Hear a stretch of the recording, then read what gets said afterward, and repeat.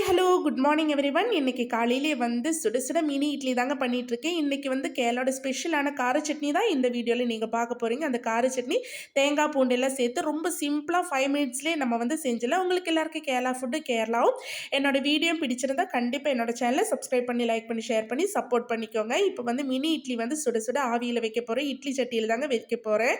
நீங்கள் குக்கரில் கூட இந்த மாதிரி மினி இட்லி பண்ணிக்கலாம். இப்போ இட்லி சட்டியில் வச்சுட்டு இப்போ கார சட்னி எப்படி பண்ணுறேன்னு பார்க்கலாம் வாங்க. இப்போ தேங்காய் இவ்வளோ எடுத்திருக்கேன். ஒரு 2 ஸ்பூன் மிளகாத்தூள், கொஞ்சமாக கல்லுப்பு சேர்த்துக்கிறேன் தேவையான அளவுக்கு. அதுக்கப்புறமா பூண்டு ஒரு 5, 6 பல்லு பூண்டு எடுத்துக்கிறேன். அதை கட் பண்ணி வச்சுருக்கேன்.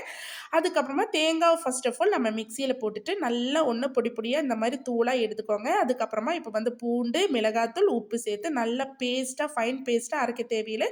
கொஞ்சம் கொரகொரப்பாக அரைச்செடுத்தேன்னா ரொம்ப சூப்பரான கேரளாவில் தேங்காய் பூண்டு சட்னி ரெடி ஆயிடுச்சுங்க.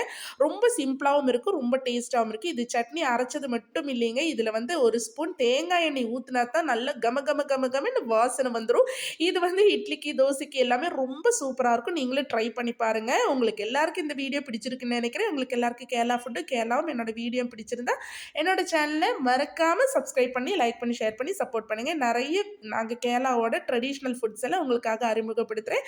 அப்போ இன்னைக்கு எவ்வளவுதான். ஓகே, பாய். நெக்ஸ்ட் வீடியோவில் மீண்டும் சந்திக்கலாம். பாய்.